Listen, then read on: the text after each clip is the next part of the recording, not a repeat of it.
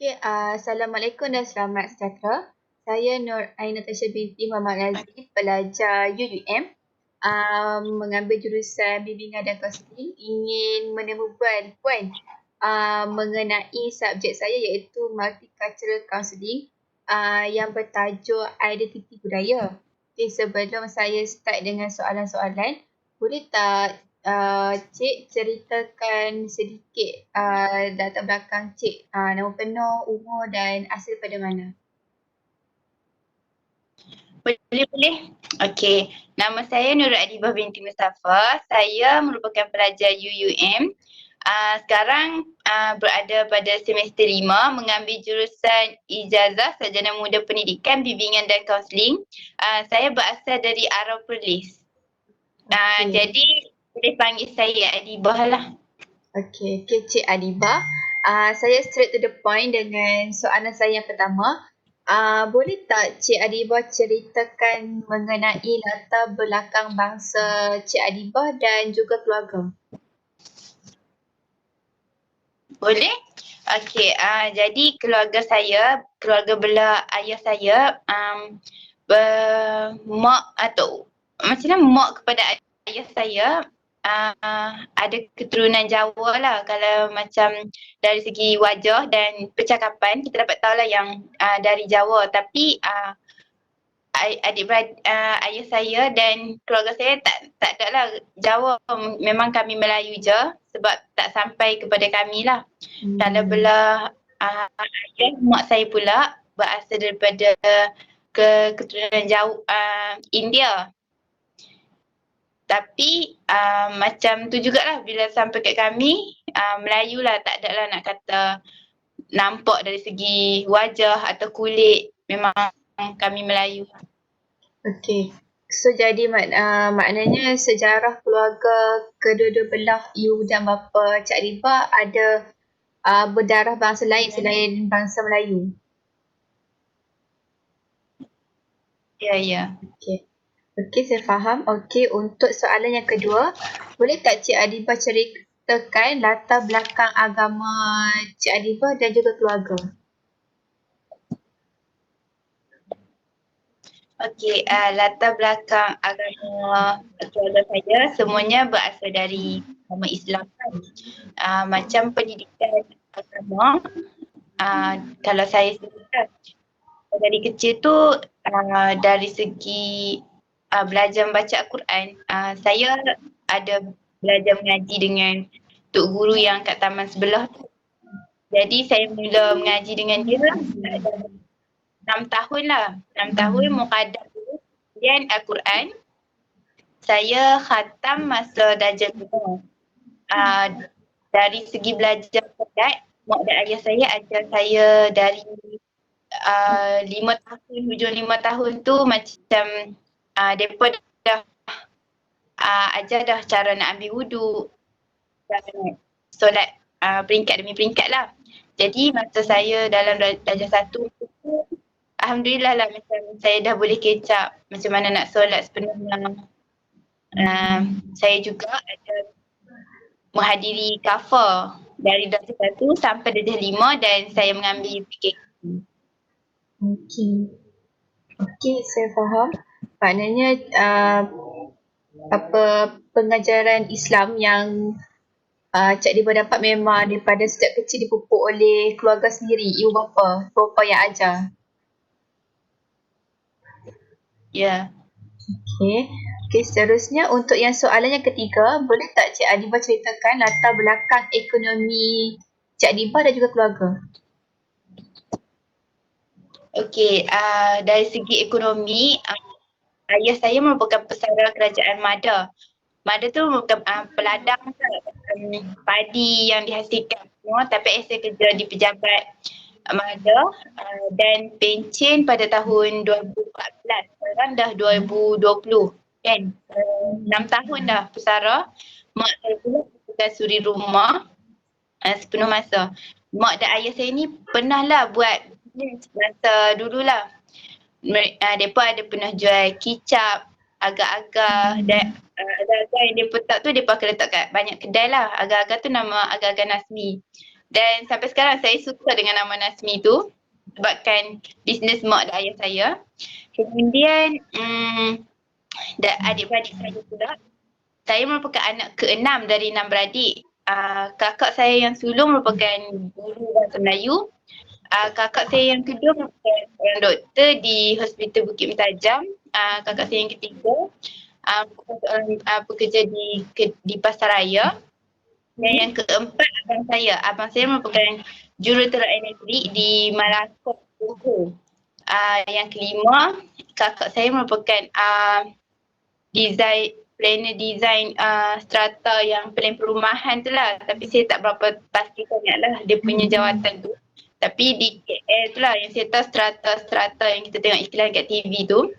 Dan yang keenam adalah saya. Saya tengah belajar lagi tapi masa akhir 3 tahun tu habis TPM saya pernah bekerja di kedai tudung dekat Simat lah, Pasaraya Simat tu.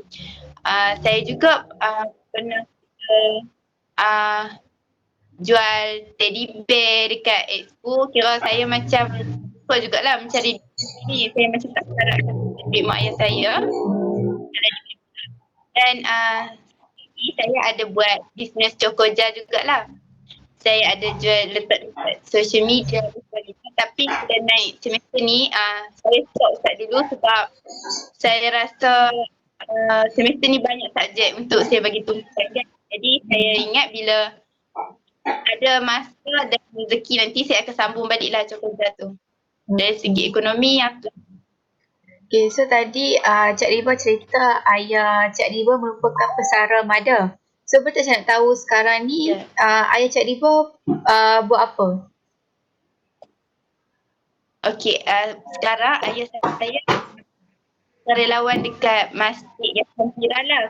Kalau macam pagi-pagi tu dia suka pergi masjid, kemudian tolong bersih tanah kubur dan sebagainya. Lepas tu ada jugalah tolong hantar serai dekat restoran-restoran. Okay, saya faham.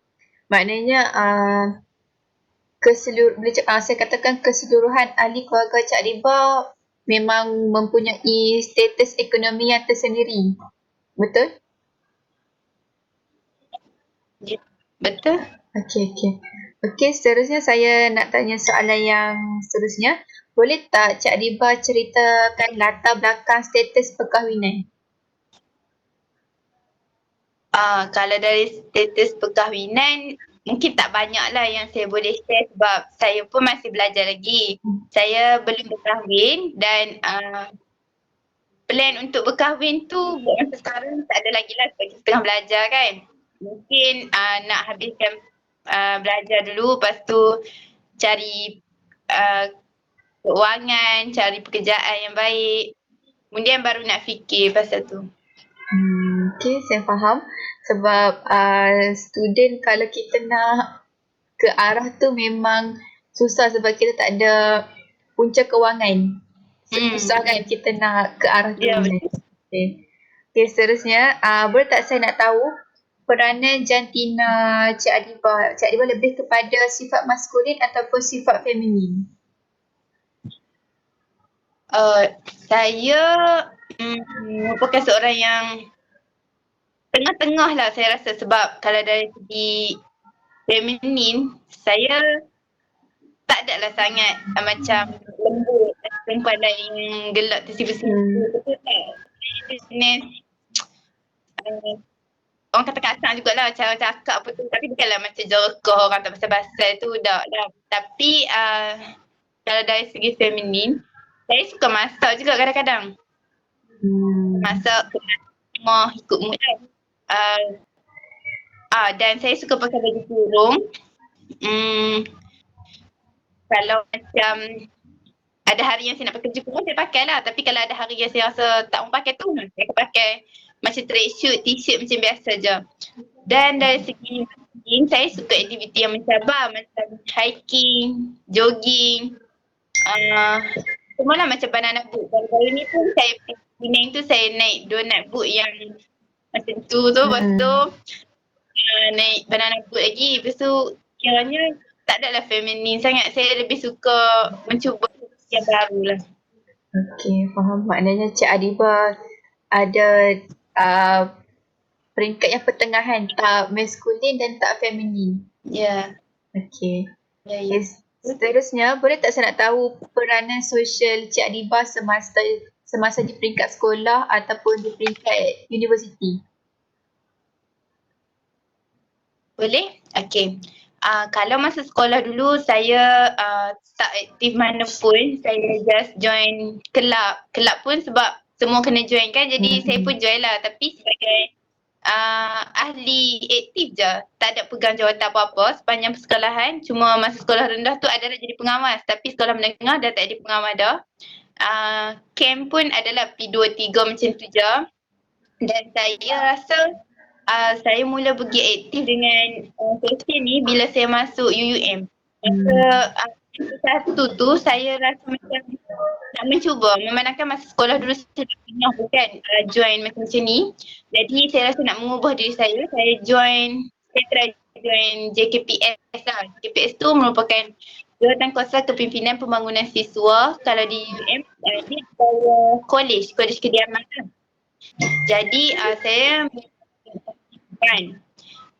saya cuba menghadiri interview tu dan alhamdulillah tiba-tiba dapat kan. Saya dapat jawatan sebagai Timbalan Exco KIA, Komiti Integrasi Antarabangsa. Jadi selama setahun lah. Masa jadi Timbalan Exco KIA tu saya ada buat program Gerobok Rezeki dekat rumah anak yatim di Baling. Kemudian saya juga pernah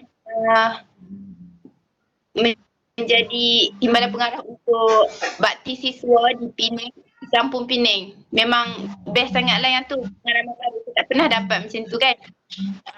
Kemudian adalah program-program sampingan lagi seperti car wash dan sebagainya. Kemudian habis tempoh setahun dalam timbalan Indonesia, saya menyahut lagi, saya cuba memohon jawatan Timbalan Presiden untuk JKPS jugalah. Dan alhamdulillah selama setahun juga dan kontrak tu baru dah habis baru-baru ni bulan 10 hari tu. Dan jawatan antara Timbalan Exco KIA dengan Timbalan Presiden tu agak berbeza lah. Bila saya pernah jadi Timbalan Presiden tu, macam-macam yang saya belajar. Tanggungjawab, cara kepimpinan, cara kita nak handle orang, cara nak hormat orang. Dan melalui jawatan tu jugalah saya dapat sesuatu yang berharga lah. Jadi buat masa sekarang, saya dah tak ada join apa-apa. Mungkin saya akan join dengan program tapi sebagai peserta biasa je. Okey, faham. So untuk soalan yang terakhir, boleh tak saya nak tahu peranan Cik Adibah dalam keluarga? Peranan saya dalam keluarga, saya merupakan anak bongsu lah. Jadi ramai yang cakap kalau jadi anak bongsu ni tanggungjawab terhadap keluarga macam kurang lah. Tapi bagi saya, anak nombor berapa pun peranan dalam keluarga tetap sama.